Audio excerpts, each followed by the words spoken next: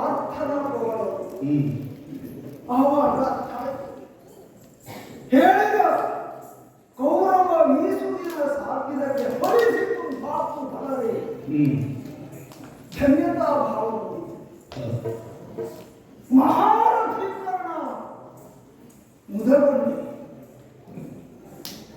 ಭೀಷ್ಮಾಚಾರ್ಯರ ಸೇನಾಧಿಪತ್ಯದ ಅವಧಿಯಲ್ಲಿ 10 ದಿನ ಪರ್ಯಂತ ಅರ್ಧಾಧಿಕರ ಸಾರಿಗೆ ನಾನು ಉತ್ತರಪಟ್ಟಿದ್ದೆ. ಆ ಹೊರಗು ಕಾಡುತ್ತಾ ಇತ್ತು. ಅರ್ಜುನನ ಸಮ್ಮುಖದಲ್ಲಿ ಕರ್ಣ ಮಹಾರಥಿ ಅಂತ ಕೃಷ್ಣನೇ ಹೇಳಿದ್ದಾರೆ.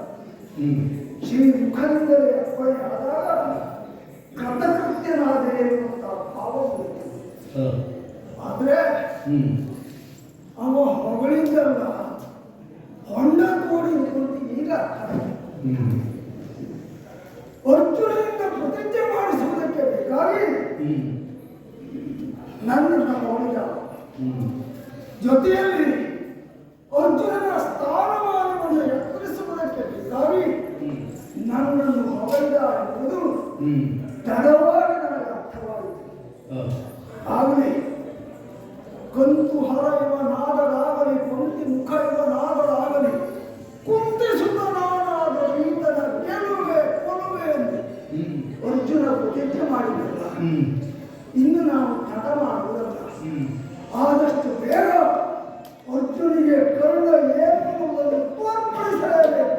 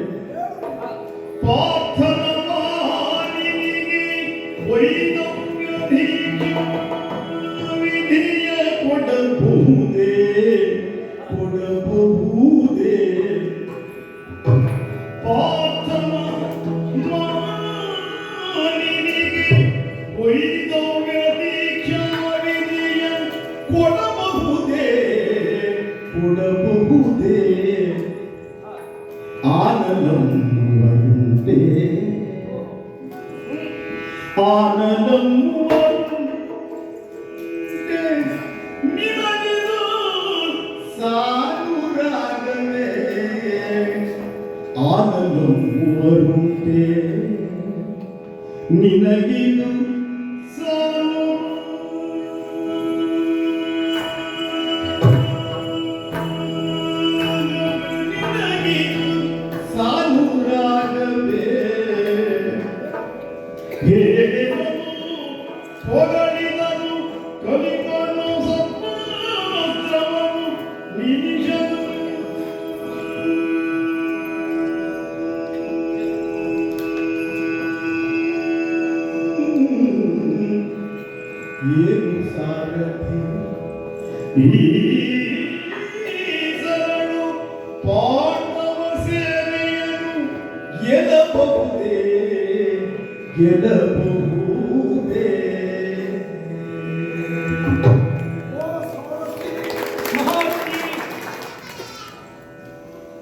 ಮೂಡಿಗೆಗೆ ಕೈ ಇಟ್ಟಿದೆ. ಕೈ ಇಕ್ಕುವಾಗಲೇ ರೌದ್ರ ಮಂತ್ರವನ್ನು ತಪ್ಪಿಸಿದೆ.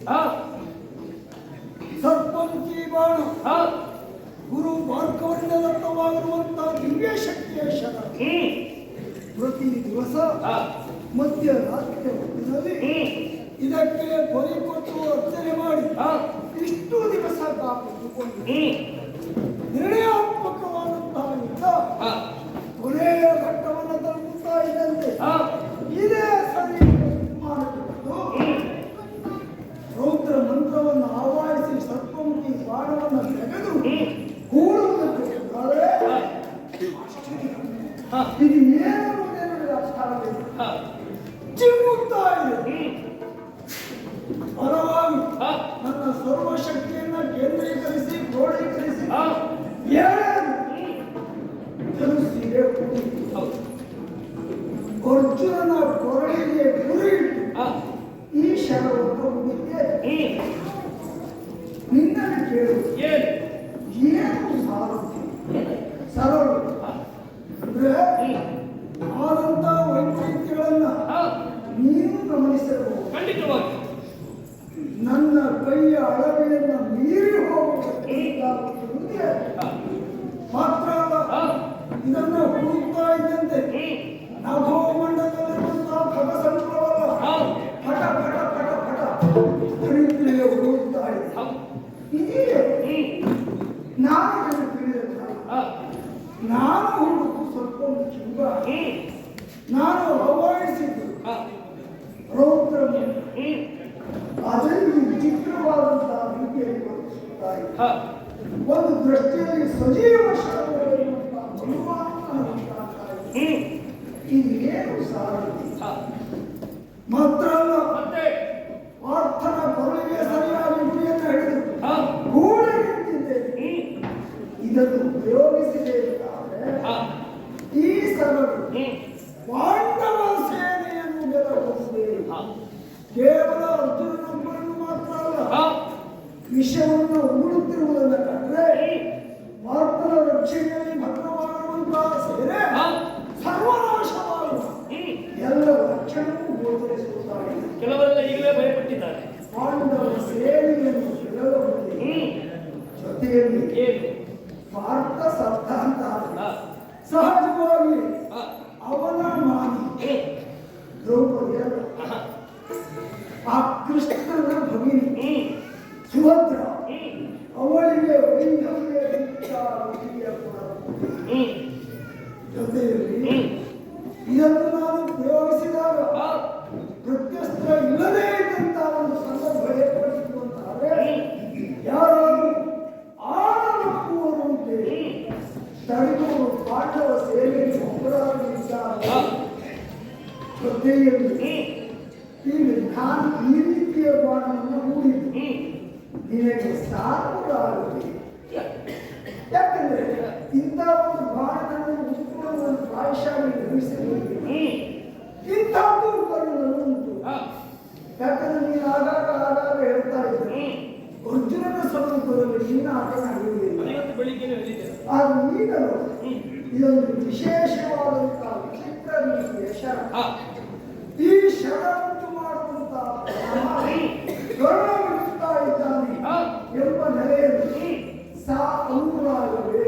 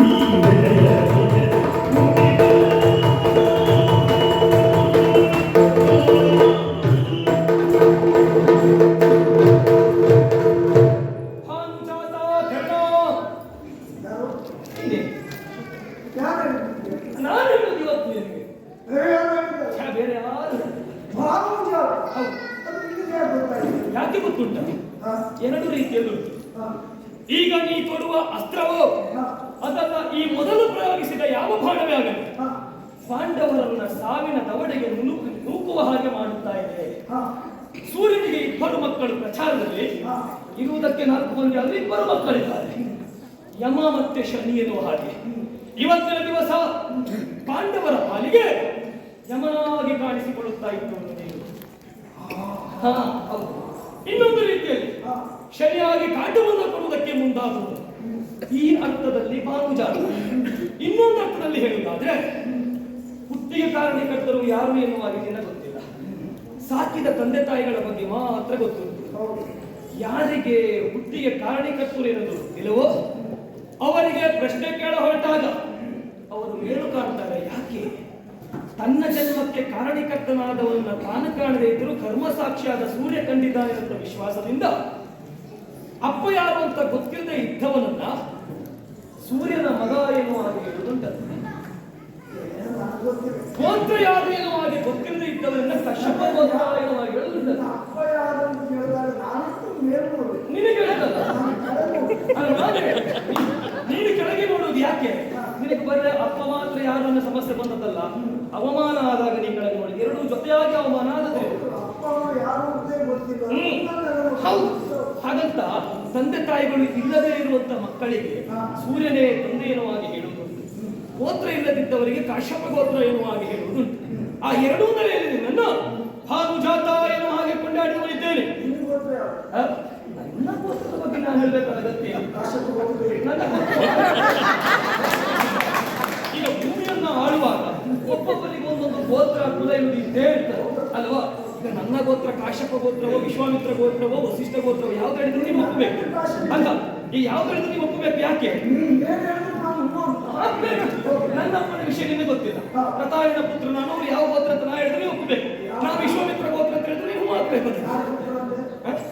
ಪ್ರತಾಯನ ಪುತ್ರ ಆಗ್ತಾ ಇದೆ. ನನ್ನ ಅಲ್ಲ ಕಡೆಯಲ್ಲಿ ಗೊತ್ತಿದ್ರೆ ಬೇರೆ ಹೇಳಿ. ನಾವು ಕೇಳಿದ್ರು ಗೊತ್ತಾ? ಹೌದು ಹೌದಪ್ಪ, ಆಗ್ತಾ ಇದೆ. ಹೌದಾ? ಅಪ್ಪವೇ ಪ್ರತಾಯನ ಪುತ್ರ ಆಗ್ತಾ ಇದೆ ಅಂತ ಹೇಳ್ತಾರೆ. ಬೇಕಾದ್ರೆ ನಾನು ಕೇಳೋದಕ್ಕೆ ಈಗ ಇಲ್ಲಿ ಆದದ್ದೇನು? ನೀ ಹೂಡಿದ ಶರ ಅಸ್ತ್ರದ ಮಹಿಮೆಯ ಕಲೆ ಅರಿಯದೆ ನೀ ಹೂಡಿದೆ. ಹೌದು, ಯಾಕೆ ಗೊತ್ತುಂಟು? ಈ ಮೊದಲು ಬಿಟ್ಟ ಎಲ್ಲಾ ಬಾಣಗಳು ನಿನ್ನ ಎಣಿಕೆ ಪ್ರಕಾರವೇ ಪಾಂಡವರ ಸೇನೆಯನ್ನು ನಾಶ ಮಾಡುತ್ತಾ ಬಂದಿತ್ತು. ಅದು ಈಗ ಮಾತ್ರ ಹಾಗಲ್ಲ, ಶರವನ್ನ ಬಿಡುವ ಮೊದಲೇ ನೀನು ಹೇಳಿದಾಗೆ ಕೈಯಿಂದಲೇ ಜಾರುವ ಪ್ರಯತ್ನ ಮಾಡ್ತಾ ಉಂಟು. ಹೌದು. ಕೆಲವೆಲ್ಲ ಬಾಣಗಳು ನಾರಿ ಒಂದಾಗಿ ಇಲ್ಲಿಂದ ಹೊರಟ ಮೇಲೆ ಪರಿಣಾಮವನ್ನು ತೋರಿಸುವುದು, ಹೌದು. ಇದು ಹೊರಡುವ ಮೊದಲೇ ಪರಿಣಾಮವನ್ನು ತೋರಿಸ್ತಾ ಇದೆ. ಇದೇ ಒಂದು ವಿಶೇಷ. ಇದು ವಿಶೇಷ. ಹಾ. ಈ ವಿಶೇಷವನ್ನ ಹಾ. ನಾನು ಮಾತ್ರ ಕಾಣ್ತಾ ಇದ್ದಲ್ಲ, ಇಡೀ ಸೇನೆಯವರೇ ಕಾಣ್ತಾ ಇದ್ದಾರೆ ಅಲ್ವಾ? ಬಾಣ ಹೋಗುವಾಗ ಉಳಿದವರು ನೋಡಿ ಅದಕ್ಕೆ ಬೇಕಾದ ತಂತ್ರವನ್ನು ಹೂಡುವುದಕ್ಕೆ ಕೆಲವರಿಗೆ ಸಮಯ ಸಾಕಾಗುವುದಿಲ್ಲ.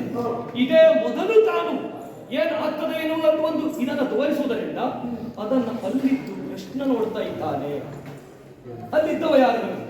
ಅಲ್ಲಿದ್ದು ನೋಡಿ. ಪಾರ್ಥನ ಸಾರಥಿ ಕೃಷ್ಣ ನಳಿನಾಕ್ಷನಿದ್ದಾನೆ. ನಾನು ಅರ್ಜುನನಿಗೆ ನೋಡಿದೆ. ಅರ್ಜುನನಿಗೆ ನೀ ಬಿಟ್ಟರಿದ್ದು ಧೈರ್ಯತಾ ಯುದ್ಧ. ಧೈರ್ಯತಾ ಯುದ್ಧದಲ್ಲಿ ರಥಿಕನು ಸಾರಥ್ಯವು ಎಲ್ಲರೂ ಸಮನಾಗಿ ಇದ್ದು ತಾನು ಮುಂದೆ ಏನಾಗ್ತದೆ ಎನ್ನುವಂತ ನಿರೀಕ್ಷೆಯಲ್ಲೇ ಇರುವುದಲ್ವಾ?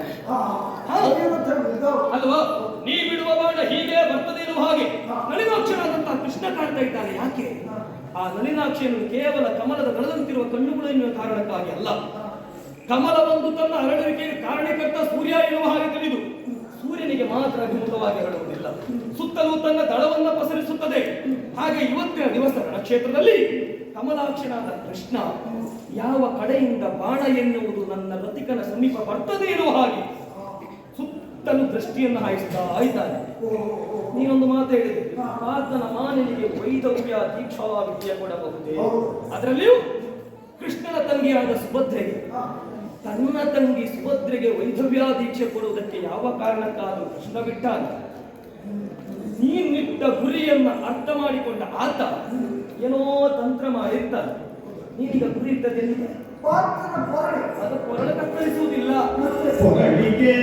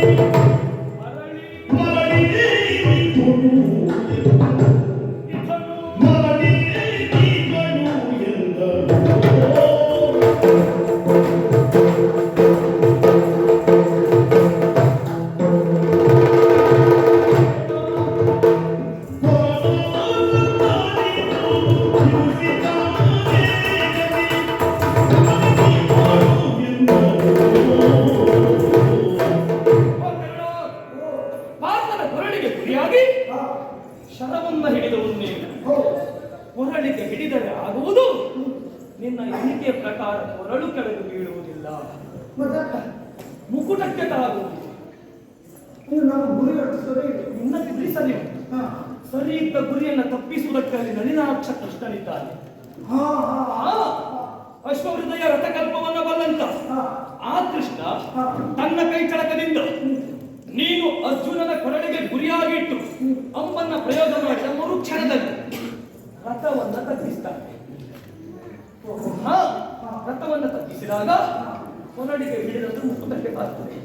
ಹಾ, ಹಾ, ಕಿರೀಟದ ಅಗತ್ಯ ನಮಗಿಲ್ಲ. ಕಿರೀಟಿಯ ತಲೆ ಎನ್ನುವುದು ನಮಗೆ ಬೇಕು. ತಲೆ ಬೇಕು ಅಂತಾದ್ರೆ ನೀವು ಮಾಡಬೇಕಾದದ್ದು ಒಂದೇ ಒಂದು, ಅರ್ಜುನನ ತಲೆಗೋಸ್ಕರ ಇಟ್ಟ ಗುರಿಯನ್ನ ಬದಲಾಯಿಸಿ ಉಲಕ್ಕಾಗಿ ನೀ ಗುರಿ ಇಟ್ಟು ಹೊಡೆದರೆ ಉಲಕ್ಕೆ ಹೊಡೆಯಬೇಕು. ಉಲಕ್ಕೆ ನೀನು ಗುರಿ ಇಟ್ಟು ಹೊಡೆದಂತೆ ಹೋಗುವಂತಾದ್ರೆ ಆಗ ರಥವನ್ನು ತಗ್ಗಿಸಿದಾಗ ಅದು ಕೊರಳಿಗೆ ತಾಗ್ತದೆ. ಆಗ ಅರ್ಜುನನ ಸಾವು ಎಂದು ಖಚಿತವಾಗ್ತದೆ. ಹಾಗಾಗಿ ಗುರಿಯನ್ನು ರಥವನ್ನು ತಗ್ಗಿಸುವುದಕ್ಕೆ ಮಾತ್ರ ಆಗ್ತದೆ, ಎಬ್ಬಿಸುವುದಕ್ಕೂ ಅದು ಕೆಲವರು ಎಬ್ಬಿಸುವುದಕ್ಕಾಗುತ್ತಿದ್ದರೆ ಎಬ್ಬಿಸುವುದಕ್ಕೆ ಆಗುವುದಿಲ್ಲ. ಯಾಕೆ ಗೊತ್ತುಂಟ? ರಥವನ್ನ ಎಬ್ಬಿಸುವ ಪ್ರಯತ್ನ ಮಾಡಿದಾಗ ಅಶ್ವ ಕಾಲನ್ನ ಮೇಲೆತ್ತದೆ. ಅಶ್ವ ಕಾಲಿ ಮೇಲೆತ್ತಿದಾಗ ರಥ ಹೀಗೆ ಹಿಂದಕ್ಕೆವಾದ ಏರುವುದಿಲ್ಲ. ಮುಗ್ಗರಿಸುವುದು, ಅಶ್ವ ಮುಗ್ಗರಿಸಿದಾಗಲು ರಥ ಮುಂಭಾಗಕ್ಕೆ ಮುಗ್ಗರಿಸುವುದು ಬಿಟ್ಟರೆ ರಥಕಲ್ಪದಲ್ಲಿ ಅಶ್ವವನ್ನು ತಗ್ಗಿಸುವುದು, ಎಬ್ಬಿಸುವುದು ಯಾಕೆ ಇರಬೇಕು? ಅದು ನಿಮಗೆ ಬೇರೆ ಯಾರೋ ಹೇಳಿರ್ಬೇಕು. ಅದು ನಾಳೆ ಸರಿಯಾಗಿ ಕೇಳಿ.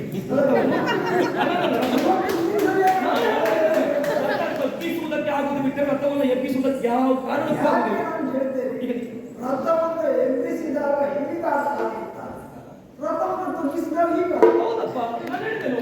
ಕುದುರೆ ಮುಂದಕ್ಕೆ ಕಾಲೂರಿ ಕುಳಿತಾಗ ಮುಂದಕ್ಕೆ ಮುಗ್ಗರಿಸು, ಕುದುರೆ ಮೇಲೆತ್ತಾಗ ಎತ್ತರ ಕೊಟ್ಟು ಹಿಂಭಾಗದಲ್ಲಿ ಹಿಂದಕ್ಕೆ ತಗ್ಗದು. ಹೇಳಾಗುದು. ಯಾಕೆ ಗೊತ್ತು? ಅದೇ ಉರಕ್ಕಾಗಿ ಬೆಳೆಸೋದಕ್ಕೆ ರಥ ಮುಗ್ಗರಿಸ್ತದೆ. ಆಗ ಅವ ಹೀಗಾದ ಕೆಳಗೆ ಹೋದಾಗ ರಥ ಮುಗ್ಗರಿಸಿದಾಗ ಅರ್ಜುನ ಕೆಳಗೆ ಬರ್ತಾರೆ. ಆಗ ಇಲ್ಲಿಗೆ ಬಿಟ್ಟದ್ದು ಇಲ್ಲಿಗೆ ತಾಗ್ತದೆ. ಈಗ ಗುರಿಯನ್ನ ಬದಲಾಯಿಸುವುದು ಗುರಿಯನ್ನು ಬಂದ್ರೆ ಉದ್ದೇಶ ಏನಿದ್ರು ಅರ್ಜುನನ ಸಾವು. ಅಲ್ವೇ? ಆದ್ರಿಂದಲೇ ಕಂಠಕ್ಕೆ ಹಿಡಿದ ಗುರಿಯನ್ನ ಬದಲಾಯಿಸಿ ದುರಪ್ತಾಗಿ ನಿಲ್ಲಬೇಕು. ನಿನ್ನ ಉದ್ದೇಶ ಕೃಷ್ಣ ಏನೇ ಮಾಡಿದ್ರು ಅರ್ಜುನ ತಪ್ಪಿಸಿಕೊಳ್ಳುವುದಕ್ಕೆ ಆಗುವುದಿಲ್ಲ. ಆ ರೀತಿಯಲ್ಲಿ ನೀನು ರಥಕಲ್ಪ ಅಶ್ವಹೃದಯ ಬಂದವನಾಗಿ ಹೇಳ್ತಾ ಎನೆಗೆ ಹಿಡಿದರೆ ಅವ ತಗ್ಗಿಸಿದ, ಅವ ಕಂಡ ಅವ ಎಬ್ಬಿಸಿದ, ಕುದುರವನ್ನ ಭೇದಿಸಿದರೆ ಪ್ರಾಣ ಎರಡಕ್ಕೂ ಅವಕಾಶ ಉಂಟು. ಅದಕ್ಕಾಗಿ ನಾನು ಬದಲಾಯಿಸಬೇಕು. ಆಗುವುದೇ ಯಾಕೆ? ಸಾರಥಿ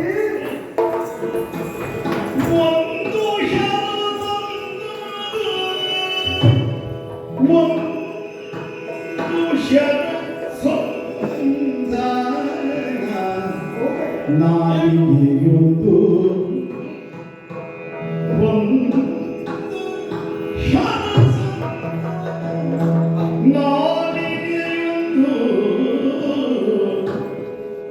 ನಮ್ಮನೆ ಪುಟಿನ ವಿದ್ಯೆಯ ನಾವಡಿರುವ ಧರ್ಮದಲ್ಲಿ ನಮ್ಮನೆ ಪುಟಿನ ವಿದ್ಯೆಯ ಎಂದು ಕಂಡೀಶಲ್ಯ ನಾವಡಿರುವ ಧರ್ಮದಲ್ಲಿ ಇಂದು ಹೂವಿನ ಶರವ ಇಡುವುದಂದರೆ ನೀ ಅರಿಯೇ ಹೊರಸಾರು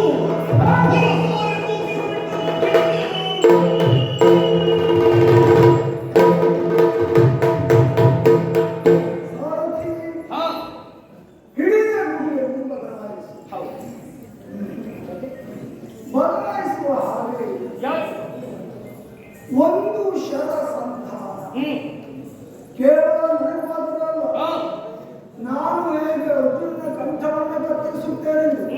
ಪ್ರತಿಜ್ಞಾಬದ್ಧನಾದ ಕಾರಣಕ್ಕಾಗಿ ಹಾ.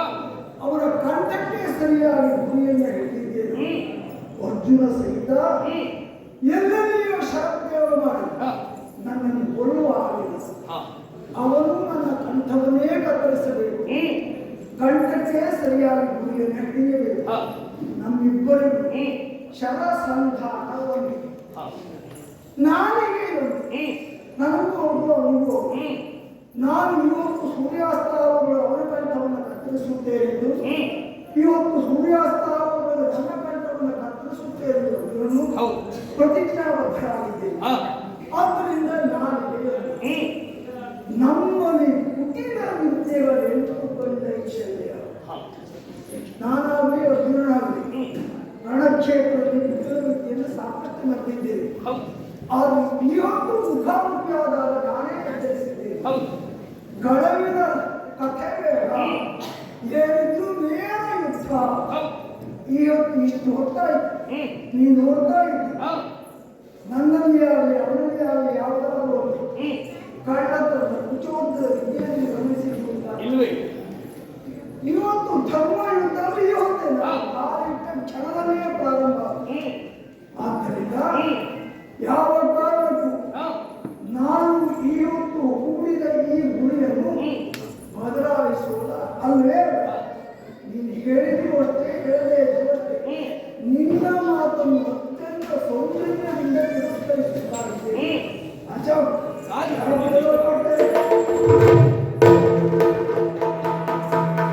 ನನಗೆ ಬಂದುದು ಪುರಾತನ ವೈರದಿಂದ ಇರಲಿರುವಿಗ ಅಕ್ಷರದಿ ಪರಿಚಯುಂಟುಂಟು ನೀ ಮರಳಿ ತೊಡು ಪಲಿಗೆ ಸಾಕು ಶಿರಮನಿಗೆ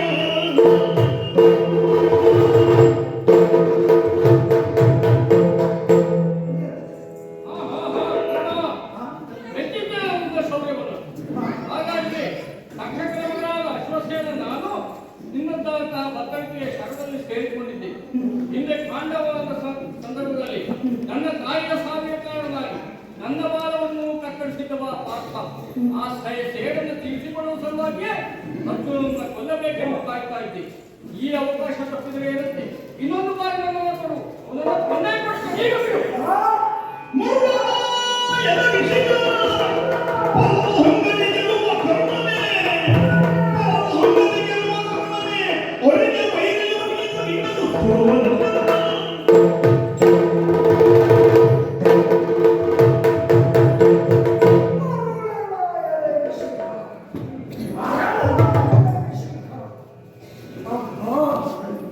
ಕಥೆ ಚೆನ್ನಾಗಿ ನೀವು ಹೇಳ್ತಾ ಇದ್ದಾರೆ. ಪಾಂಡವರ ಕಥೆಯನ್ನು ಹೇಳ್ತಾ ಇದ್ದಾರೆ. ಹೌದು. ವಿಶ್ವಸೇನ ನಾಮಕರಂತೆ ತಕ್ಷಕ ಪುತ್ರನಂತೆ ಹೌದು. ಅರ್ಜುನ ಬಾಣ ಪ್ರಯೋಗ ಮಾಡಿ ಅವನ ಬಾಣವನ್ನು ಕತ್ತರಿಸಿದ್ದಾನೆ. ಹಾಗಾಗಿ ಸ್ಥಾಪಿತ ಅರ್ಜುನನ ವೇದವನ್ನು ಸಾಧಿಸುವುದಕ್ಕೆ ಬೇಕಾದ ಹಾ. ನನ್ನ ಬತ್ತಳಿಕೆ ನನಗೆ ಗೊತ್ತಿಲ್ಲದೆ ಇದ್ದಾಗ ಇಷ್ಟು ದಿವಸ ವಿರಾಮ ಮಾಡಿ ಹೌದು. ನೋಡು, ಹಾ. ಇವರಿಗೆಲ್ಲ ಅವಕಾಶ ಕೊಟ್ಟರೆ ಎಲ್ಲೂ ವಿರಾಮ ಮಾಡ್ತಾರೆ. ಕೇಳಬೇಕು ಅನ್ನುವ ಸೌಜನ್ಯವೂ ಇಲ್ಲ. ಈಗ ಅರ್ಥ ಆಯ್ತು. ಏನು? ಅರ್ಜುನ ಕುರಿತಾಗಿ ದ್ವೇಷ ಕುರಿತಾದ ಹಾ. ನನ್ನ ಅವಶ್ಯಕತೆ ಇದ್ದವು. ಅರ್ಜುನ ಬಾಣವನ್ನು ಕತ್ತರಿಸಿದ್ದ. ಹೌದು. ಯಾವಾಗಲೂ ಈ ಸವಿಸ್ತ್ರಗಳು ಅದರಲ್ಲಿಯೂ ಸರ್ಪ ನಾಗ ಹೆಡೆ ಎತ್ತಿ ಕಡಿಯಬೇಕು ಅಂತ ಬಾಣವನ್ನು ಬಲವಾಗಿ ಭೂಮಿಯಲ್ಲಿ ಉಳಿಸಬೇಕು. ಇದಕ್ಕೆ ಭೂಮಿಯಲ್ಲಿ ಬಲಕ್ಕೆ ಹಾಗಾಗಿ ಹೆಡೆ ಎತ್ತಿ ಬಡಿಯುವುದಕ್ಕೆ ಸ್ವತಂತ್ರವಾಗಿಲ್ಲ. ಅದಕ್ಕಾಗಿ ಉತ್ತರ ವೈರಕ್ಕಾಗಿ ನನ್ನನ್ನು ಆಶ್ರಯಿಸಿದೆ. ಹಾ. ಯಾವ ವಿಷಯಗಳು ಪರರ ಹಂಗಿನಿಗೆ ಬರ್ತದೆ ಅಂದ್ರೆ ನೀನು ಅರ್ಜುನನ ಕುರಿತಾಗಿ ದ್ವೇಷವನ್ನು ನಾನು ಅರ್ಜುನನ ಕುರಿತಾಗಿ ದ್ವೇಷವನ್ನು ಕಳೆದ ನೀನೆಂದ ಹಾಗೆ ನಿನ್ನನ್ನು ಬಳಸಿಕೊಂಡು ನಿನ್ನ ಹಂಗಿನಿಂದ ಅರ್ಜುನನ್ನು ನಾನು ಕೊಂದೆ ಅಂತಾದರೆ ಸರ್ವತಂತ್ರ ಸ್ವತಂತ್ರನಾದ ಕರ್ಣ ಅರ್ಜುನನನ್ನು ಕೊಲ್ಲಲಿಲ್ಲ. ಅಶ್ವಪತಿಯ ಬೆಂಬಲವನ್ನು ಹಂಗನ್ನು ಪಡೆದು ಅರ್ಜುನನ್ನು ಕೊಂದಾಡುವಂತಹ ಅಪಖ್ಯಾತಿ ನನ್ನ ಬರುವುದಿಲ್ಲ. ಅದಕ್ಕಿಂತಲೂ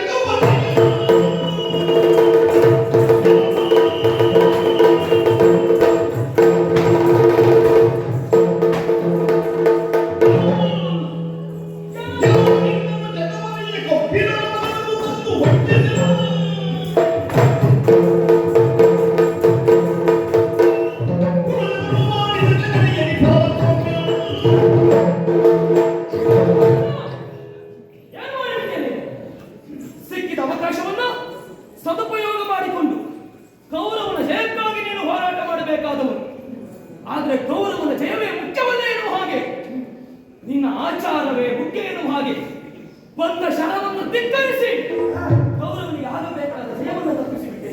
ಅರ್ಜುನ ಗೆಲ್ಲುವುದು ಅವನ ಹಕ್ಕಿದೆ. ನಮ್ಮ ಸಾಮರ್ಥ್ಯವು ಎಂತೆಂಥ ಸಮಯದಲ್ಲಿ ಎಂತೆಂಥ ಕಷ್ಟದಲ್ಲಿ ಕೌರವನನ್ನ ಪಾಲು ಮಾಡಿದ್ದಾನೆ.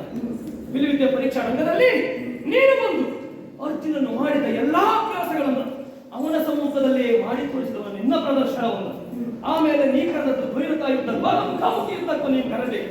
ಆ ಹೊತ್ತಿಗೆ ಇನ್ನೇನು ಯುದ್ಧಕ್ಕೆ ಸಿದ್ಧರಾಗ್ತೇವೆನ್ನುವಷ್ಟರಲ್ಲಿ ಕೃಪಾಚಾರ್ಯರು ಬಂದು ಕುಲಗೋತ್ರದ ಬಗ್ಗೆ ಪ್ರಶ್ನೆ ಮಾಡಿದರು. ಆಗ ನನ್ನ ನಾಟಕನಾದೆ. ಆ ಸಮಯಕ್ಕೆ ನಿನ್ನ ಅಪ್ಪ ಹುಡುಕುತ್ತ ಅಲ್ಲಿಗೆ ಬಂದದ್ದು. ಆಗ ಭೀಮಸೇನ ನಿನ್ನನ್ನು ಅವಮಾನಿಸಿದ. ಆ ಸಂದರ್ಭಕ್ಕೆ ಕೌರವ ನಿನ್ನನ್ನು ಎತ್ತಿ ಹಿಡಿದು ಆಲಂಗಿಸಿಕೊಂಡು ಅಂಗರಾಜ್ಯದ ಅಭಿಷೇಕವನ್ನು ಮಾಡಿದ. ಯಾರಲ್ಲಿಯೂ ಕೇಳಲಿಲ್ಲ, ಯಾರು ಅದಕ್ಕೂ ವಿರೋಧವನ್ನು ವ್ಯಕ್ತಪಡಿಸಲಿಲ್ಲ. ಅಲ್ಲಿ ನಿನ್ನ ಮಾನವನ್ನ ಕಾದವನು, ನೀನು ಒಬ್ಬ ಅಧಿಕಾರಿಯನ್ನು ಹಾಗೆ ಪಾಲಿಸಿಬಿಟ್ಟವನು. ಆ ರೀತಿಯಾಗಿ ನಿನಗೆ ಶ್ರೇಷ್ಠವಾದಂತ ಪದವಿಯನ್ನು ಅಧಿಕಾರವನ್ನು ಕೊಟ್ಟಂತ ಆ ಕೌರವನಿಗೆ ದ್ರೋಹ ಮಾಡಿದೆಯಲ್ಲ. ಅಂಗರಾಜ್ಯಕ್ಕೆ ನೀ ಅಭಿಷೇಕ, ಮಾಲಿನಿ ನಗರಕ್ಕೆ ನೀ ದೊರೆ, ಇಷ್ಟು ದೊರೆಯಾದಂತ ನಿನ್ನ ಭೂಮಿ ತಾಯಿ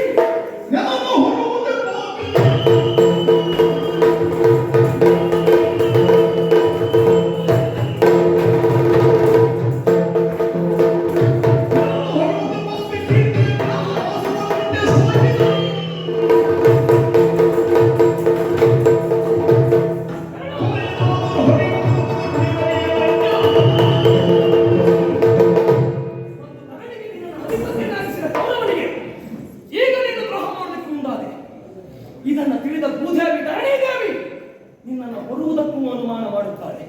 ಹೆಚ್ಚೇನು ಇವತ್ತಿನ ಕುರುಕ್ಷೇತ್ರದ ಯುದ್ಧದಲ್ಲಿ ಈ ಸಂದರ್ಭದಲ್ಲಿ ನೀನು ಒಡೆಯನಿಗೆ ಆಗುವಂತ ಜಯವನ್ನು ತಪ್ಪಿಸಿದ ಕಾರಣ ಇಲ್ಲಿಯೇ ಆ ಭೂತಾಯಿ ನಿನ್ನನ್ನು ನುಂಗುವ ಪರಿಸ್ಥಿತಿ ಬಂದರೂ ಬರಬಹುದು.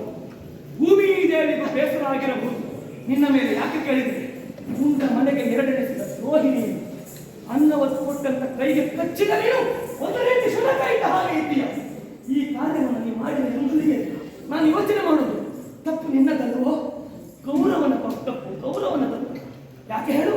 ಇವತ್ತು ನೀ ಬಿಟ್ಟಂತ ಎಲ್ಲಾ ಮಾನವನ್ನು ಅರ್ಜುನ ತುಂಡರಿಸಿದ. ಇನ್ನೇನು ಕೌರವ ಸೇನೆಯವರೆಲ್ಲರೂ ಬಳಸುತ್ತಾರೆ ಅನ್ನುವಷ್ಟರಲ್ಲಿ ಅಶ್ವತ್ಥಾಮಾಚಾರ್ಯರೇ ಹೋದರು. ಕೌರವ ಬೇಡ ಯುದ್ಧ, ಇನ್ನು ಬೇಡ, ಸಂಧಾನ ಮಾಡಿತ್ತು. ಪಾಂಡವರು ಕೇಳಿದ್ದನ್ನ ಪಾಂಡವರಿಗಾಗಿ ಕೊಟ್ಟು ಬಿಡಿ ಎನ್ನುವಾಗಿ ಅಶ್ವತ್ಥಾಮಾಚಾರ್ಯರು ಹೇಳಿದಾಗ ಅದೇ ಕೌರವ ಹೇಳಿದ, ಭಯಪಡುವುದಿಲ್ಲ, ನನ್ನ ಮಿತ್ರಕರ್ಣನಿದ್ದಾನೆ, ನನ್ನ ಕರ್ಣ ನನ್ನ ಜೊತೆಯಲ್ಲಿ ಇರುವಲ್ಲಿಯವರೆಗೆ ಯುದ್ಧದಿಂದ ಯಾವತ್ತೂ ಮೋಸನಾಗುವುದಿಲ್ಲ, ಗೆಲುವು ನನ್ನದ್ದು ಎನ್ನುವ ಹಾಗೆ ಹೇಳಿದ. ಹೆಚ್ಚೇನು ದುರವೀಳ್ಯವನ್ನ ಕೃಷ್ಣನಿಗೆ ಕೊಡುವಾಗ ನಿನ್ನ ಮುಖವನ್ನ ಕೌರವ ಕಂಡನಂತೆ. ಯಾಕೆ? ನಿನ್ನ ಮೇಲಿಟ್ಟಂತ ಅಮಿತವಾದ ವಿಶ್ವಾಸ, ಇಟ್ಟ ವಿಶ್ವಾಸವನ್ನು ನೀನು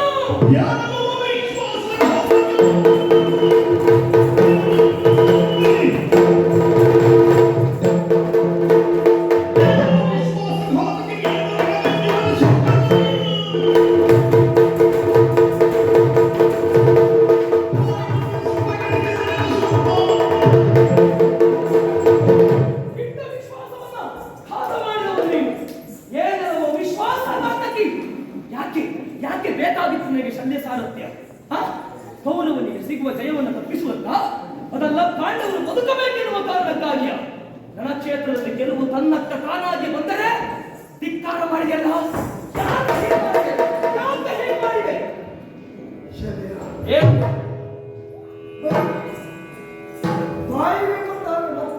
ಬರೆಯುವಾಗ ಮಾಡಿದ್ದಲ್ಲ ನಿನಗೆ ಬರೆಯುವುದು ಹೊಸತಲ್ಲ, ನನಗೆ ಬಯಸಿಕೊಳ್ಳುವುದು ಹೊಸತಲ್ಲ. ಅದು ಅಭ್ಯಾಸದಿಂದ ಹೀಗೆ ಮಾಡಿ. ಇಷ್ಟು ದಿವಸ ನೀನು ಬೈದಾಗ ನಾನು ಸುಮ್ಮನೆ ತಿರುಗಿ ಬಾಯಿಗೆ ಬಂದಾಗ ಬಡದಾಟ ಮಾಡಿಕೊಳ್ಳುವುದನ್ನು ಕಾಯಿದರು. ಏನೇ ವಿಶ್ವಾಸ ಮತ್ತೆಂತ ನೆಲನ ಹೊರುವುದೇ ಬರುವುದಿಲ್ಲ. ಏನು ನೀನು ಬರೆಯುವುದಕ್ಕೆ ಉದ್ದೇಶ ಕೌರವನಿಗೆ ನನ್ನ ವರ್ತನೆಯಿಂದ ನ್ಯಾಯ ಆಗಿದೆಲ್ಲ. ಈ ದೊಡ್ಡಮ್ಮನ್ನ ತೊಟ್ಟರೆ ಮರಳಿ ಪ್ರಯೋಗಿಸಿದ್ರೆ ಕೌರವನಿಗೆ ಕ್ಷಣಾಂತರದಲ್ಲಿ ಜಯ ಸಿಗ್ತಾ ಇದೆ. ನಿನ್ನ ಆಶಯ ಸರಿ. ಹಾಗಾಗಿ ನಿನ್ನ ಉದ್ದೇಶವನ್ನು ಅರ್ಥ ಮಾಡಿಕೊಂಡು ನೀನು ಬರೆಯುವಾಗ ನಾನು ತಾಳ್ಮೆಯಿಂದ ಸಹಿಸಿಕೊಂಡು ತಿರುತ್ತಾ ಇದ್ದೇನೆ. ನೀನು ಯಾಕೆ ಹೀಗೆ ಮಾಡಿದೆ ಹೇಳುವುದು? ಕಾರಣ ಏನು ಕಾರಣ? ಯಾರು ನೀವು ಈ ತನಕ ಹೇಳಲಿಲ್ಲ. ಹಾ, ಈಗ ನಿನ್ನಲ್ಲಿ ಮಾತ್ರ ಇದೆ. ಅಂತದ್ದೇನು?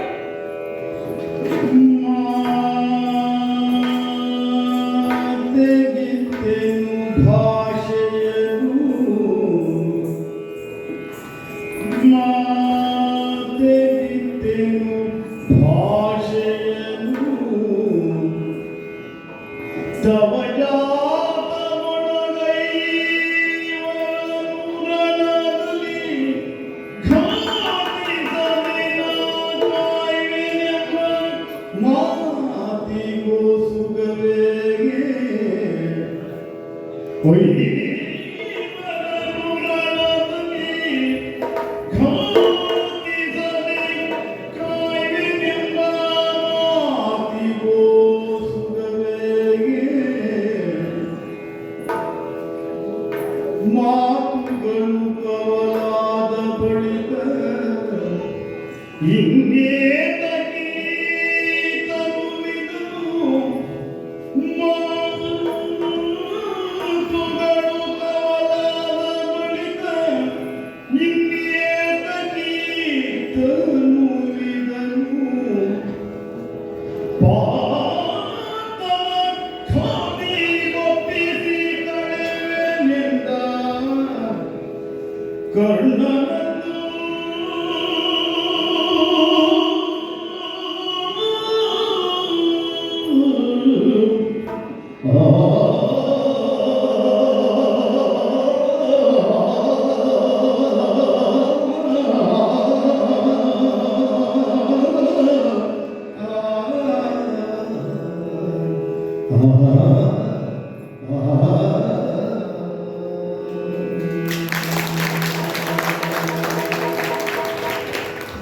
ಕರ್ಣ, ಅಸಹಾಯಕನಾದೆ. ಯಾಕೆ? ದೊಡ್ಡ ಗುರಿಯನ್ನ ಬದಲಾಯಿಸಬಾರದು. ಶಾಸ್ತ್ರವನ್ನು ತಿಳಿದಂತ ನನಗೆ ಒಂದು ವೇದ್ಯವಾದಂತ ಆವಾಗ ನಾನು ಬದಲಾಯಿಸಲಾರೆ ಅಂತ ಹೇಳಿದೆ. ಪರ್ಯಾಯವಾಗಿ ಸಮ್ಮತಿಸಿದೆ. ಮರಳಿ ಬಂದ ಒಂಬನ್ನು ತೊಡಬಾರದು ಅಂತ ಯಾವ ಶಾಸ್ತ್ರದಲ್ಲಿ ಉಲ್ಲೇಖವಿಲ್ಲ. ತೊಡಬಹುದು ಅಲ್ಲ, ತೊಡಬೇಕಿತ್ತು. ಅಸಹಾಯ ಯಾಕೆ? ಅಂತ ಒಂದು ಅವಕಾಶದಿಂದ ಇದೋ ಈ ಕರ್ಣ ವಂಚಿತರಾಗಿದೆ. ಶಲ್ಯ ಯಾರನ್ನೆಯೂ ಕೇಳಿಲ್ಲ. ಹೆಚ್ಚೇನು ನನ್ನ ಅನ್ನದ ನನ್ನ ಪ್ರಾಣ ಸ್ನೇಹಿತ ಆ ಗೌರವರಿಗೂ ತಿಳಿಸದ ವಿಚಾರವನ್ನು ಇವತ್ತು ನಿನ್ನಲ್ಲಿ ಹೇಳ್ತಾ ಇದ್ದೇನೆ. ಏನು? ಒಂದು ದಿವಸ ಹಾ. ನದಿಯ ತಟಾಕದಲ್ಲಿ ಅಂಜನೇಯ ಬಂಧರಾಗಿ ಭಗವಾನ ಸೂರ್ಯದೇವನಿಗೆ ವರ್ಗ್ಯವನ್ನು ಸಮರ್ಪಿಸುವುದಕ್ಕೆ ಬೇಕಾಗಿ ಕಣ್ಣು ಮುಚ್ಚಿದೆ. ಆ ಕಾಲದಲ್ಲಿ ಮಗು ಕರ್ಣ ಎನ್ನುವ ಮಗು ಕಿವಿ ಕರೆಗೆ ಬಂದರೆ ಧ್ವನಿ ಬಂದಂತ ತಿರುಗಿ ದೃಷ್ಟಿಯನ್ನು ಹಾಯಿಸಿದ್ರೆ ಅನತಿ ದೂರದಲ್ಲಿ ಮರದ ನೆರಳಿನಲ್ಲಿ ಶುಭ್ರ ಹೊಸದಾಗಿ ನನ್ನನ್ನೇ ನೋಡುತ್ತಾ ಪ್ರಾಯಶಃ ಅವಳೇ ಬಂದಿರಬೇಕು ಎಂದು ಭಾವಿಸಿ ಧಾವಿಸಿದೆ. ಮೂಲೆಗೆ ಮರೆ ಮಾಡಿಕೊಂಡಿರುವಂತ ಆ ಸೆರಗನ್ನು ಸರಿಸಿ ಕೊಡುವಾಗ ಬೇರೆ ಯಾವ ಮಾತೆ, ಅರ್ಜುನನ ಮಾತೆ, ನನ್ನ ವೈರ್ಯ ಮಾತೆ. ಆ ಕುಂತಿ ನನ್ನನ್ನು ಕೂಗಿ ಬಂದಿದ್ದು ಕುಸಿಯುವ ಅವಳ ಮುಖವನ್ನೇ ನಿಟ್ಟಿಸಿ ನೋಡುತ್ತಾ ಯಾರ ತಾಯಿಯ ನಮ್ಮ ತಾಯಿಯನ್ನು ತಿಳಿದುಕೊಳ್ಳುವುದು ಯಾವ ಅಪಚಾರ ಅಪರಾಧ ಇಲ್ಲವೇ? ಅಮ್ಮ ಈ ಸಂದರ್ಭದಲ್ಲಿ ಯಾಕೆ ಬಂದೆ ಆಗ ಆ ನನ್ನ ವೈರಿ ಅರ್ಜುನನ ಮಾತೆ ನಿನ್ನಿಂದ ಮಾತನ್ನ ಪಡೆಯುವುದಕ್ಕಾಗಿ ಬಂದಿದ್ದೇನೆ ಹೋಗು ಅಂತ ಹೇಳಿದ್ರು.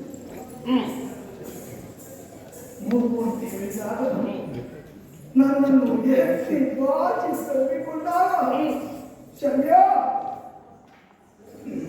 ಭಾವವನ್ನು ಸಾಗಿಕೊಂಡು ಹೆತ್ತ ತಾಯಿಯೇ ಬಂದು ನನ್ನನ್ನು ಒಪ್ಪಿಕೊಂಡಿದ್ದಾರೆ ವಾತ್ಸಲ್ಯದಿಂದ ಅಂತ ಭಾವಿಸಿದೆ. ನನ್ನಿಂದ ಏನಾಗಬೇಕು ಮಾತು ಕರ್ಣ, ನನ್ನ ಮಕ್ಕಳೈವರನ್ನು ರಣದಲ್ಲಿ ಖಾತಿಸದೆ ಕಾಯಬೇಕು. ನೀನೇನು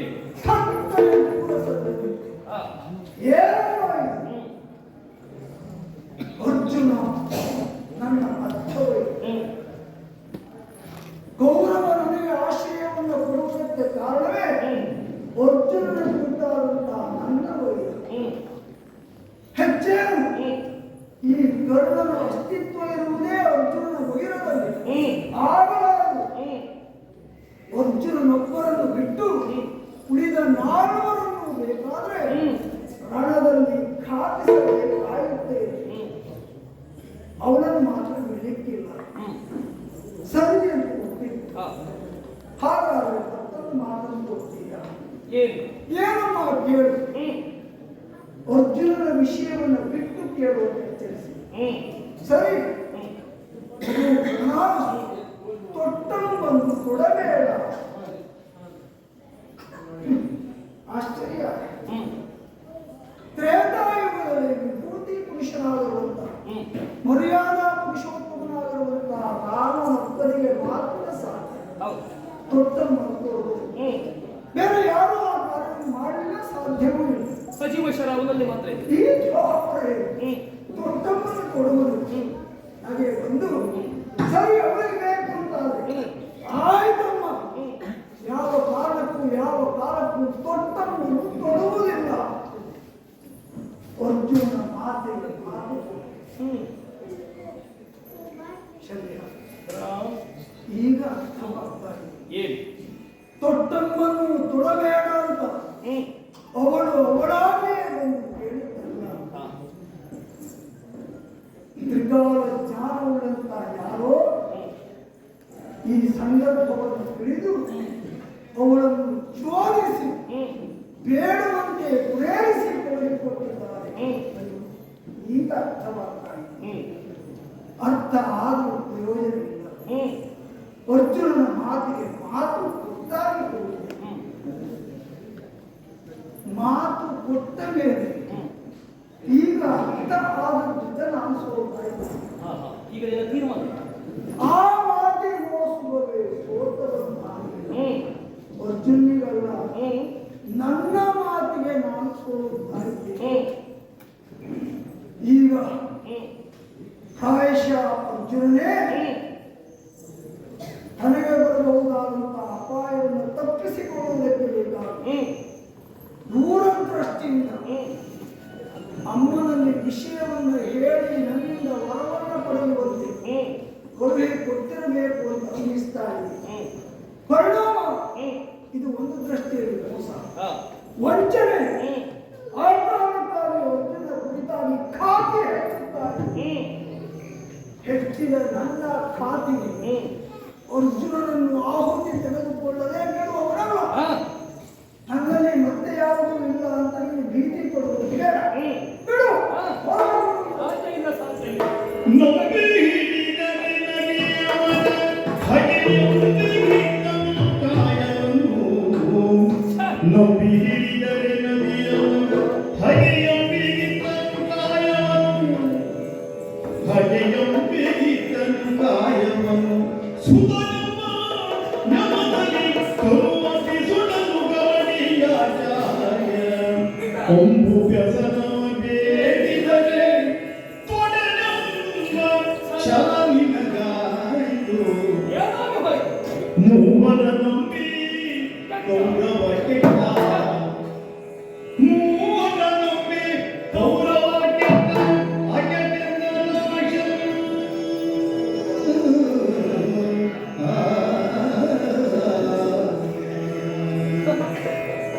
ಯಾರನ್ನ ದೂರಿ ಏನು ಪ್ರಯೋಜನ ಹೇಳು? ಗೌರವ ಅತಿಯಾಗಿ ನಂಬಿದ್ದು ಮೋಸಕ್ಕೊಳಗಾಗಬೇಕಾದ ಪರಿಸ್ಥಿತಿ ಎದುರಾದದ್ದು. ಪ್ರಪ್ರಥಮದಲ್ಲಿ ನಂಬಿದ್ದು ಭೀಷ್ಮಾಚಾರ್ಯರನ್ನು ಸೇನಾಧಿಪತಿ ಪಟ್ಟವನ್ನು ಕೊಟ್ಟದ್ದು. ದಿನ 10,000 ಮುಕುಟಧಾರಿಗಳನ್ನ ಕತ್ತರಿಸ್ತೇನೆ ಎನ್ನುವ ಹಾಗೆ ಹೇಳಿದ್ರು. ಹಾ. ಒಬ್ಬ ಪಾಂಡವರನ್ನ ಕತ್ತರಿಸ್ತೇನೆ ಎನ್ನುವ ಹಾಗೆ ಅವರು ಹೇಳಿಲ್ಲ. ಅವರು ಮಾಡಿದ ತಪ್ಪು ಯಾವುದು ಕೇಳ್ತೀಯ? ಭೀಷ್ಮಾಚಾರ್ಯ ಶಿಬಿರಕ್ಕೆ ಕೃಷ್ಣ ಸಹಿತ ಪಾಂಡವರು ಬಂದಾಗ ಪುರಕ್ಕೆ ನಾಳೆ ನಪುಂಸಕನ ತಂದಿರಿಸು. ತನ್ನ ದೌರ್ಬಲ್ಯ ಹೀಗೆ ಎನ್ನುವ ಹಾಗೆ ತನ್ನ ವಿರೋಧಿಗಳಿಗೆ ಹೇಳ್ತಾರೆ ಅಂತಾದ್ರೆ ಸ್ವಪಕ್ಷಕ್ಕೆ ಮೋಸ ಮಾಡಿದಾಗಲ್ವಾ? ನಂಬಿದ ಕೌರವನಿಗೆ ಭೀಷ್ಮಾಚಾರ್ಯರು ಆ ರೀತಿಯಾಗಿ ಮೋಸ ಮಾಡಿ ಶಿಖಂಡಿಯನ್ನು ಕಂಡ ತಕ್ಷಣ ಧನುವನ್ನು ಬಿಸಾಡಿ ಬಾಣಕ್ಕೆ ತುತ್ತಾಗಿ ಸರಳ ಮಂಚದಲ್ಲಿ ಹೊರಗಿದ್ರು. ಆದರೂ ಕೊನೆಗೆ ಹೇಳುವುದು ಶಿಖಂಡಿಯಿಂದ ತಾನು ಹೋದದಲ್ಲ ಅಂತ ಗೊತ್ತಾಗಬೇಕು ಅನ್ನೋ ಹಾಗೆ ಆತನಿಗೆ ನೊಂದೆ ಅಕಟ. ಅವರಿಗೆ ಅದೊಂದು ಕಾರಣ ಸಿಕ್ತು. ದ್ರೋಣಾಚಾರ್ಯರು ಆಕ್ಷೇಪ ಇಲ್ಲ, ಹುಟ್ಟಿದ ಮಗನಿಗೆ ಹಾಲನ್ನು ಕುಡಿಸುವ ಯೋಗ್ಯತೆ ಇಲ್ಲದಿದ್ದ ಆ ಕಾಲಕ್ಕೆ ಅಕ್ಕಿಯ ಹಿಟ್ಟದ ಹಾಲಿನ ಉಪಾದಿತೆ ಕುಡಿಸಿದ ಅವರು ತನ್ನ ಮಗನನ್ನು ಉಳಿಸಿಕೊಳ್ಳುವುದಕ್ಕಾಗಿ ಹಸ್ತಿನಾವತಿಯನ್ನು ಸೇರಿದ್ರು. ಮಗನ ಸಂರಕ್ಷಣೆಗಾಗಿ ತಾನು ಕಲಿತ ವಿದ್ಯೆಯನ್ನು ಗುರು ಪಾಂಡವರಿಗೆ ದಾರೆ ಎರೆದು ಮಗನನ್ನು ಉಳಿಸಿಕೊಂಡರು. ಆದರೂ ಅವರು ಮಾಡಿದ ದೊಡ್ಡ ತಪ್ಪು ಏನು ಗೊತ್ತು? ನನ್ನ ಮಗ ಚಿರಂಜೀವಿಯನ್ನು ಗೊತ್ತಿದ್ದರೂ ಹೇಳಿತು ಧರ್ಮರಾಯ. ಅಶ್ವತ್ಥಾಮ ಅಥವಾ ಕುಂಜರ ಅಂತ ಹೇಳಿದ, ಅದೇ ಕುಂಜರ ಎನ್ನುವ ಶಬ್ದ ಕೇಳಿದ, ತನ್ನ ಮಗ ಸತ್ತ ಅಂತ ದೇಹವನ್ನ ಬಿಟ್ಟು ಹೋದ್ರು, ಮಗನನ್ನ ಹುಡುಕುವುದಕ್ಕೆ ಹೋದ್ರು. ಬರುವ ಮೊದಲೇ ದುಷ್ಟತ್ವವನ್ನು ತುಂಡರಿಸಿದ ದೇಹವನ್ನ ಅವರು ಮಗ ನಿಮಿತ್ತ ಸತ್ತು ಹೋದರು. ನೀನು ಒಂದು ವ್ಯಸನವ ಬೇಡಿದರೆ ತೊಡನೆಂಬ ಚಲನಿಂದ. ಹೌದಪ್ಪ, ಇಷ್ಟು ದಿವಸ ನಿನಗೆ ಕೌರವ ಬೇಕಾಗಿತ್ತು, ಇವತ್ತಿನ ಸಾರಥ್ಯಕ್ಕೆ ನಿನಗೆ ಶಲ್ಯ ಬೇಕು. ಸಲಹೆ ಕೊಡುವ ಸಂದರ್ಭಕ್ಕೆ ನಾನು ಧರ್ಮರಾಯ ಆಗುವುದಕ್ಕೆ ಹೊರಟವ. ನಿನ್ನ ಜೀವಮಾನದಲ್ಲಿ ಧರ್ಮರಾಯನಿಗೆ ಅಣ್ಣಾಗುವುದಕ್ಕೆ ನಿನ್ನಿಂದ ಆಗುವುದಿಲ್ಲ. ಮಾತನ್ನು ಉಳಿಸಿಕೊಳ್ತೇನೆ ಎನ್ನುವ ಹಾಗೆ ಹೇಳುವುದಕ್ಕೆ ಮುಂದೆ ಹೋಗ್ಬೇಡ, ನಿನ್ನಿಂದ ಆಗುವುದಿಲ್ಲ. ಅದಕ್ಕೆ ನಾನು ಹೇಳಿದ್ದು ಅಡಿಗನಿಗೆ ಅರ್ಜುನ ಎಲ್ಲಿ ನೀನೆಲ್ಲಿ ಎನ್ನುವ ಹಾಗೆ ನಿನಗೊಂದು ಕಾರಣ ಬೇಕಾಗಿತ್ತು. ಆ ಕಾರಣವನ್ನೇ ಬಳಸಿಕೊಂಡು ಈಗ ಯುದ್ಧ ಮಾಡುವುದಕ್ಕೆ ಪಾರ್ಥನನ್ನು ಕೊಲ್ಲುವುದಕ್ಕೆ ಸಿಕ್ಕಿದ ಅವಕಾಶವನ್ನು ತಪ್ಪಿಸಿಕೊಂಡೆ. ನನಗಿದ್ದದ್ದು ಪಾಂಡವರ ಮೇಲಿನ ವ್ಯಾಪಾರ, ಭೀಷ್ಮ ದ್ರೋಣರಿಗಿದ್ದದ್ದು ಪಾಂಡವರ ಮೇಲಿನ ಪ್ರೀತಿ. ಪಾಂಡವರ ಮೇಲಿನ ವ್ಯಾಮೋಹ ನಿಮಗೆ ಇದೆ ಅಂತ ಗೊತ್ತಿದ್ರೆ ಕೌರವ ಪಕ್ಷಕ್ಕೆ ಬಂದಂತ ನಾನು ನನ್ನ ಕಂಡೆದರಿಗೆ ನನ್ನ ಅಡಿಯ ನಕುಲ ಸಹದೇವರಿಗೆ ಮನಸ್ಸಿಗೆ ಬಂದಾಗ ಹೊಡೆದು ಬಿಟ್ಟೆನಲ್ಲ. ನಿಮ್ಮನ್ನೆಲ್ಲ ನಂಬಿದೆ, ಇವರೆಲ್ಲರೂ ಕೌರವನಿಗಾಗಿ ಹೋರಾಟ ಮಾಡ್ತಾ ಇದ್ದಾರೆ ಎನ್ನುವ ಕಾರಣಕ್ಕಾಗಿ ನಾನು ನನ್ನ ತಂಗಿಯ ಮಕ್ಕಳು ಪಡೆದೆ. ನಿಮ್ಮ ಮನಸ್ಸಿನಲ್ಲಿ ಇಂಥದ್ದೊಂದು ಕೊಳ ಉಂಟು ಅಂತ ಗೊತ್ತಿದ್ರೆ ನಾನು ಯಾಕೆ ಪಡಿಬೇಕಿತ್ತು ಅವರಿಗೆ? ಈಗ ಅನ್ನಿಸ್ತಾ ಹೋಗ್ತಾರೆ. ಸಾಯುವವನಿಗೆ ಸಾರಥ್ಯ ಮಾಡುವುದಕ್ಕೆ ಶಲ್ಯ ಇಲ್ಲದಲ್ವೋ? ಕೌರವನ ಗೆಲುವನ್ನ ಕಾಣುವುದಕ್ಕೆ ಸಾರಥ್ಯವನ್ನು ವಹಿಸಿಕೊಂಡು ಬಂದವ. ಕೌರವನ ಗೆಲುವಿಗಾಗಿ ನಾನು ಸಾರಥ್ಯವನ್ನು ಮಾಡ್ತೇನೆ ಹಾಗಂತ ಕರ್ಣನ ರಥಕ್ಕಲ್ಲ ಸಾರಥ್ಯ. ಕೌರವನ ರಥಕ್ಕೆ ಬೇಕಾದ ಸಾರಥ್ಯ ಆದರೂ ಅದೇನು ಸಂದರ್ಭ ಬಂದಾಗ ಪಾರ್ಥನ ಸರಳಿಗೆ ಕೊರಳನ್ನು ಕೊಡುವ ಕರ್ಣನ ರಥಕ್ಕೆ ಶಲ್ಯ ಸಾರಥ್ಯ ಯಾವ ಕಾರಣಕ್ಕೂ ಇಲ್ಲ. ನಿಮ್ಮನ್ನ ನಂಬಿ ಕೌರವ ಕೆಟ್ಟ. ಭೀಷ್ಮಾಚಾರ್ಯ 10 ದಿವಸ ಆದ್ಮೇಲೆ ಕೌರವ ಇಲ್ಲೇ ಮಲಗುವಂತ ಜಾಗ ತೋರಿಸಿದ್ರೆ ಅವರನ್ನು ಮದುವೆ. 5 ದಿವಸ ಮುಗಿಸಿದ ದ್ರೋಣಾಚಾರ್ಯರು ಎಷ್ಟು ಹೊಂಡಬೇಕು ಅಂತ ತೆಗೆದಿರು. ನೀನು ಇವತ್ತಿನ ದಿವಸ ಹೊಂಡಕ್ಕೆ ಹಾಕಿ ಮಣ್ಣು ಮುಚ್ಚುವ ಪ್ರಯತ್ನ ಮಾಡ್ತಾ ಇದ್ದೆ. ಮಾಡಿ ನೀನು ಪುಷ್ಪ ಮುಚ್ಚಿಟ್ಟು ಈ ಸಂದರ್ಭದಲ್ಲಿ ಕೌರವಲ್ಲ ಕರ್ಣಕ್ಕೆ ಪುಷ್ಪ ಇಡುವ ಪರಿಸ್ಥಿತಿ ಬರ್ತದೆ. ನೀವು ಮಾಡಿಕೊಂಡ ಸಾಗುಂಟು. ಇನ್ನೊಬ್ಬರ ಕೈಯಲ್ಲಿ ಸಾಯುವ ನಿನಗೆ, ಕೌರವನ ಸೋಲನ್ನೇ ಕಾಣುವ ನಿನಗೆ, ನನ್ನ ಮಾತನ್ನ ಕೇಳದಿರುವ ನಿನಗೆ, ನಿನ್ನ ರಥದಲ್ಲಿ ಸಾಧನೆ ಮಾಡಲಿಕ್ಕೆ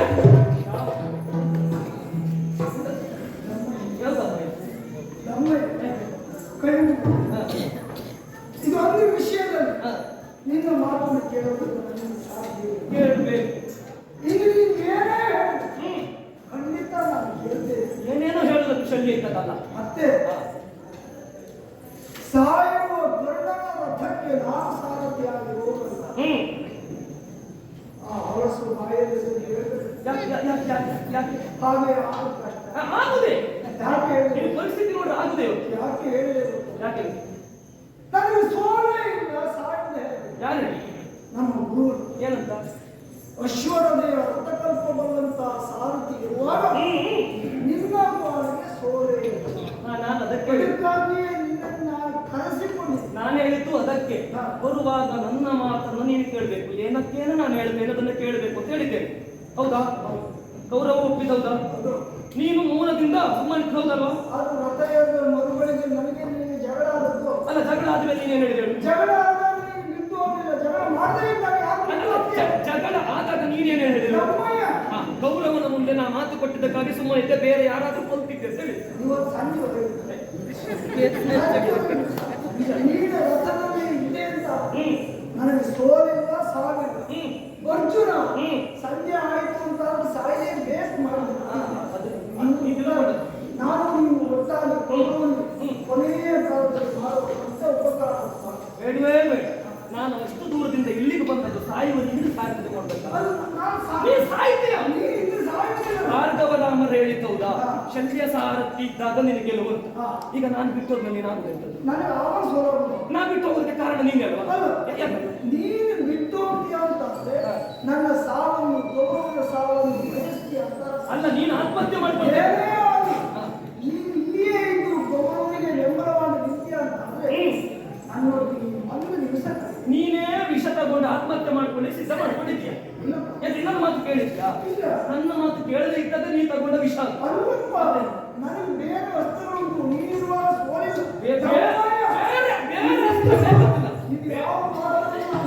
ಅಸ್ತ್ರದ ವಿಷಯ ನಮಗೆ ವಾದವೇ ಇಲ್ಲ. ಅಸ್ತ್ರದ ಪ್ರಕರಣ ಬಿಟ್ಟೆ, ಅದಲ್ಲ. ಆವಾಗ ಮೊದಲು ನೀನು 3 ದಿನ ಅಸ್ತ್ರವನ್ನ ಬಿಟ್ಟಿದ್ದೇನೆ. ಈಗ ಮರಳಿ ಬಂದ ಶರ ಅದರಿಂದ ಅದು ಜಯ ಸಿಗ್ತೈತೆ ನಮಗೆ. ನೀನು ಹೇಳಿದ್ದನ್ನು ಕೇಳೋದಕ್ಕಿಲ್ಲ ನಾನು. ನಿನ್ನ ಮಾತನ್ನು ಕೇಳೋದಕ್ಕೆ ಕನ್ನವ ನಾನು. ನನ್ನ ಮಾತು ನೀನು ಕೇಳ. ಕೈ ಮುಗಿದು ಆ ಬಾಣೆ ಬೇಡಿದ ಅಶ್ವಸೇನೆ ಬೇಡಿಲ್ವಾ? ಅವ ಯಾರು? ನಾನಲ್ಲ. ನೀವ ಈಗ ನೀವು ಆಗಲ್ಲ.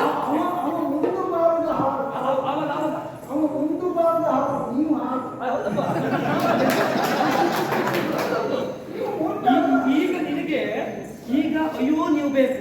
ಆವಾಗ ಏನ್ ಮಾಡಿದ್ರೆ ಮೂಕಿ ಶಲ್ಯನ ಧರಿಸುವಾಗೆ ನಾ ಸಾರಥಿ ಇದ್ದು ಸತ್ತಾಗೆ ನನ್ನನ್ನು ಬಿಟ್ಟು ನೀವು ಹಾರಿಸಿದ್ರಲ್ಲ.